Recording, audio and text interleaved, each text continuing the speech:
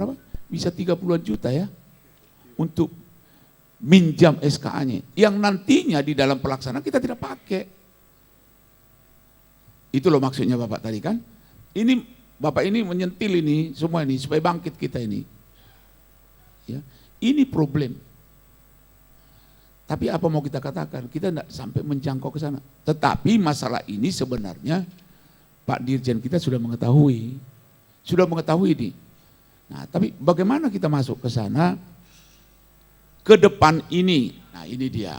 Ke depan ini dengan adanya undang-undang yang baru ini, jumlah macam-macamnya SKT itu akan dikurangin.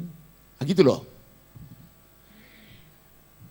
Dirjen dalam pembicaraan kita sama Pak Menteri sudah mengerti banyak masalah ini, tapi kebablasan loh. Banyak sekali, SKT banyaknya bukan main, tidak jelas kita. Padahal tahun 2004, waktu kami mulai pertama Pak, membuat modul ini, membagi sub bidangnya, tidak sebegitu banyak. Tapi akhir-akhir ini luar biasa banyaknya. Saya sendiri sebagai ketua TAGI bingung. Tapi apa boleh buat lah. Ya. Tapi yang pasti dengan undang-undang yang baru ini jumlah macam-macamnya SKA itu pun tidak akan sebegitu banyak lagi.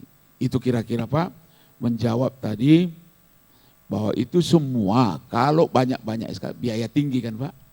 Nah, apakah tadi ada pertanyaan? Kalau satu pekerjaan itu apakah sudah include dengan tenaga ahlinya? Di dalam penawaran kita sudah pasti ada di dalam itu. Tapi yang itu tadi, yang lain kan kita tidak pakai. Di lapangan itu tenaga ahli yang kita pakai paling 2 atau 3. Persyaratan bisa sampai 10. Nah inilah, kalau ULP saya kira tidak bisa masuk sampai ke sana Pak ya. Tidak bisa. Ini bisanya itu nanti pembinaan yang dilakukan oleh pemerintah lah. Ya, pemerintah. Ini ada pembagiannya lagi nih sekarang ini. Pemerintah pusat dengan kewenangan pemerintah daerah sudah ada kewenangan dari pemerintah daerah. Nah, kalau ke depan ini kita lihat siapa pemerintah daerah yang mau tidak memikirkan kantongnya sendiri, ke depan saya kira sudah tidak banyak orang yang memikirkan kantongnya. Tapi sudah memikirkan apa manfaat dari APBN, APBD yang dilakukan. Jadi pekerjaannya itu bermanfaat atau tidak memikirkan kantongnya lagi. Itu saya kira ke depan. Republik ini kan makin baik. Ya, KPK pun kita doakan KPK ya Pak. Kita doakan saja KPK makin baik. Kita tidak ada niat-niat lah KPK kita doakan supaya apa namanya? Supaya banci, tidak ada itu Pak kan? Yang menginginkan itu KPK banci pencuri. Kalau selama dia orang benar, pasti. Boleh saya komit Pak. Mungkin enggak, bukan karena saya, tapi saya kira karena saya ketua asosiasi. Di dalam satu pekerjaan, saya selalu katakan itu, tidak boleh nyolong. Kalau kau mau nyolong, hanya boleh 2 mata. Jadi kalau mau nyolong sendiri aja Pak. Iya, kalau dia mau nyolong besi di situ ya kerjakan sendiri. Orang lain suruh tidur lagi. 4 mata pun nggak boleh, hanya 2 mata. Nggak boleh kerjasama. Ketika kita kerjasama, ketangkap KPK.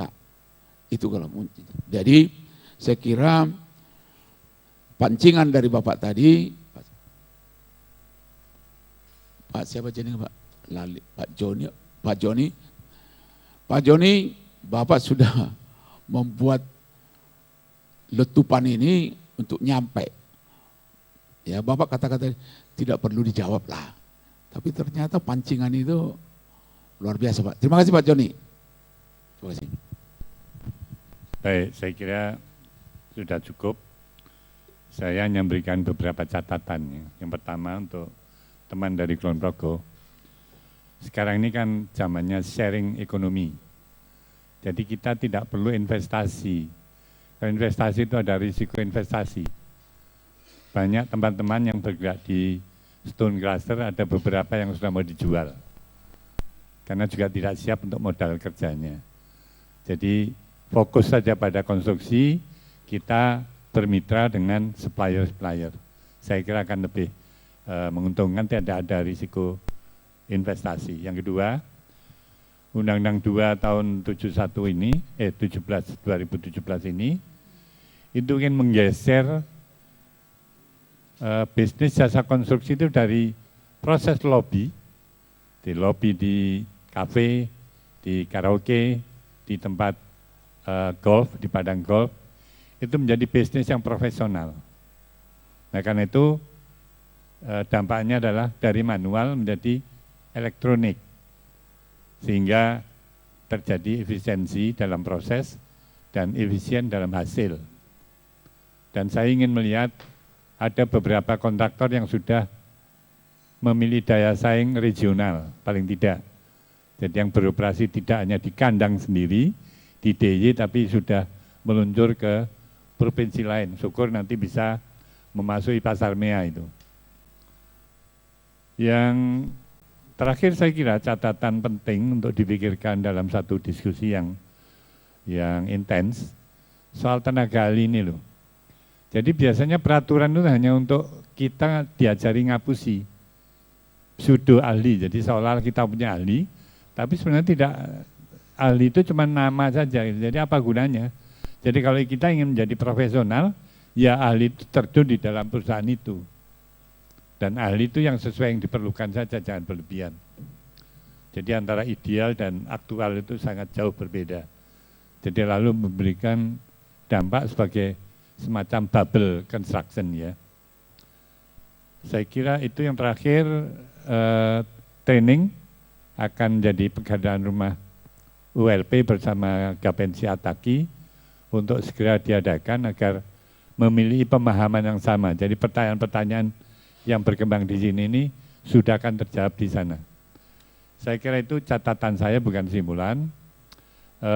Mohon maaf kalau ada hal-hal yang kurang berkenan dalam saya menjadi moderator dalam forum ini. Marilah kita tepuk tangan untuk semuanya. Assalamualaikum warahmatullahi wabarakatuh.